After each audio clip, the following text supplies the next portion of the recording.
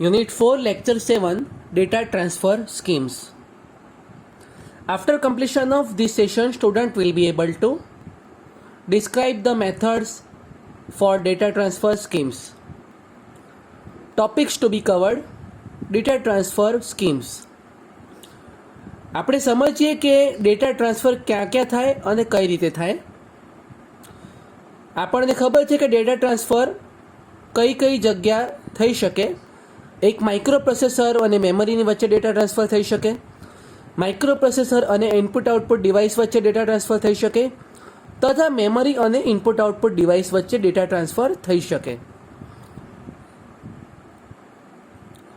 આની ત્રણ મેથડ આપણે અહીંયા જોવાના છે.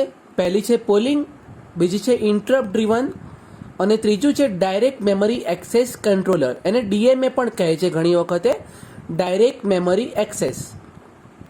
આગળ વધીએ. પોલિંગ એટલે કે એવું સમજીએ આપણે કે પોલ લેવો, ઓપિનિયન લેવું. પોલિંગનો સાદો અર્થ થાય ઓપિનિયન લેવું, એટલે કે જાણવું. એનો મતલબ કે અહીં જેટલી ડિવાઇસ કનેક્ટેડ હોય પેરિફેરલ, એ દરેકનું ઓપિનિયન લેવામાં આવે છે, દરેકને પૂછવામાં આવે છે કે તમારી જોડે ડેટા છે ટ્રાન્સફર કરવા માટે. એ રીતે જોઈએ કઈ રીતે. અહીંયા સપોઝ આ ત્રણ ઇનપુટ આઉટપુટ ડિવાઇસ છે માઇક્રો પ્રોસેસર સાથે. લેટ અસ સે 4 ડિવાઇસ છે, તો કનેક્શન આપેલ છે. તો દરેક ડિવાઇસનું ઓપિનિયન લેવામાં આવે છે. પહેલાં આ ડિવાઇસનું પૂછવામાં આવે તમારી જોડે ડેટા છે અહીંયા, સેકન્ડ, થર્ડ, ફોર્થ, પછી આખું સાયકલ રિપીટ થાય. એટલે કે માઇક્રો પ્રોસેસર થ્રુ દરેકને ઇન્ડિપેન્ડન્ટ વેરીફાઈ કરવામાં આવે કોની જોડે ડેટા છે, અને જો ડેટા હોય તો એનું એક્ઝિક્યુશન કરવામાં આવે. તો આનું સૌથી મોટું ડ્રોબેક શું છે એ આપણે વિચારવા જેવું છે. ડેટા ટ્રાન્સફર થાય એ ખરી વાત છે, પરંતુ દરેક ઇનપુટ આઉટપુટ ડિવાઇસને રિપીટેડલી વેરીફાઈ કરવું પડે છે કે ડેટા અવેલેબલ છે કે નહીં. ટાઈમ ઇઝ વેસ્ટેડ સૌથી મોટો આનો ડ્રોબેક છે કે આમાં સમયનો બગાડ થાય છે. કારણ કે એક જ ડિવાઇસ જોડે છે અને તમે રિપીટેડલી અન્ય ડિવાઇસને પણ પૂછો છો ડેટા છે કે નહીં. એટલે પોલિંગ પ્રોસેસ છે એમાં ટાઈમ બગડે છે. આમાં ઘણી ઓછી ડિવાઇસ હોય, 1, 2 કે 3 ડિવાઇસ હોય ત્યાં સુધી ઇટ ઇઝ ફિઝિબલ. અધરવાઇઝ તમે લેટ અસ સે કે 10-12 ડિવાઇસ કનેક્ટ કરી હોય એ સમયે તમે પોલિંગ મેથડ કરો તો ઘણો ટાઈમ બગડે. આગળ વધીએ.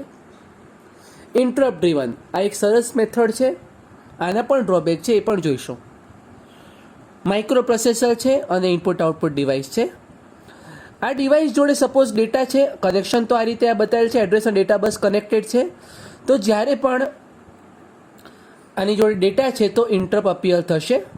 એ ઇન્ટરપ્ટ માઇક્રો પ્રોસેસરને કહેશે કે ડેટા અવેલેબલ છે પ્રોસેસ કરવા માટે, અને માઇક્રો પ્રોસેસર એને ફર્ધર એક્ઝિક્યુટ કરવા માટે પ્રોસેસ કરશે.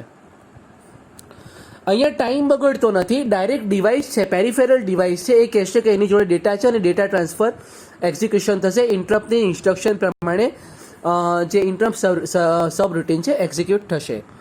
એટલે કે પોલિંગની જેમ સમયનો બગાડ થતો નથી. અને આ પ્રોસેસ છે ઘણા ઓછા બાઇટ હોય ત્યારે યુઝફુલ છે. જો બહુ લાંબો ડેટા હોય, ઇટ ઇઝ લેટ અસ સે કે હ્યુજ ડેટા હોય, એ ટ્રાન્સફર કરવા માટે આ મેથડ એટલી બધી ફિઝિબલ નથી.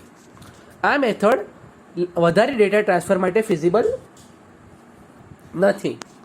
આગળ વધીએ. એટલે કે લાર્જ અમાઉન્ટ ઓફ ડેટા હોય ત્યારે આ મેથડ છે સ્લો પ્રોસેસ માટે જવાબદાર છે. એટલે કે અહીં પણ લિમિટેશન આવી ગઈ. હવે ત્રીજી મેથડ જોઈએ. DMA controller, direct memory access controller. તમે અહીં જુઓ કોઈ પ્રકારના એક કંટ્રોલરની વાત છે. આ કંટ્રોલર છે, એડિશનલ આઈસી આવે, એ આઈસીને તમે કંટ્રોલ સોંપી દો છો, જેથી જે ઇન્ટરફેસિંગ થયેલી પેરિફેરલ છે એ પેરિફેરલનું દરેકની સાથે સંકલન કરી શકે અને એક્ઝિક્યુશન કરી શકે. સમજીએ, આના પોઈન્ટ જોઈ લઈએ. અહીં ડાયાગ્રામની કોઈ ચર્ચા નથી, આપણે પોઈન્ટ જોઈશું. હાઈ સ્પીડ ડેટા ટ્રાન્સફર માટે યુઝ થાય છે. આખું માઇક્રો પ્રોસેસરનું જે બસીસનું કંટ્રોલ છે એ સ્પેશિયલ કંટ્રોલર એટલે કે ડીએમએ કંટ્રોલરને સોંપી દેવામાં આવે છે. આ કંટ્રોલર છે મેમરી અને પેરિફેરલ્સ વચ્ચે ડેટા ટ્રાન્સફર એક્ઝિક્યુટ કરે છે અને મેનેજ કરે છે. It is like a manager. અને માઇક્રો પ્રોસેસર આ દરમિયાન આઈડિયલ મોડમાં રહે છે, એ અન્ય કોઈ કાર્ય કરતું નથી. Controller sends the hold signal to micro processor and replied with HLDA. એનો મતલબ છે માઇક્રો કંટ્રોલર અથવા માઇક્રો પ્રોસેસર એટલે કે જે પણ કનેક્ટેડ હોય તો DMA કંટ્રોલર શું કરશે, એને લેટસ છે કે માઇક્રો પ્રોસેસરને શું કરશે, સિગ્નલ મોકલશે કે હોલ્ડ.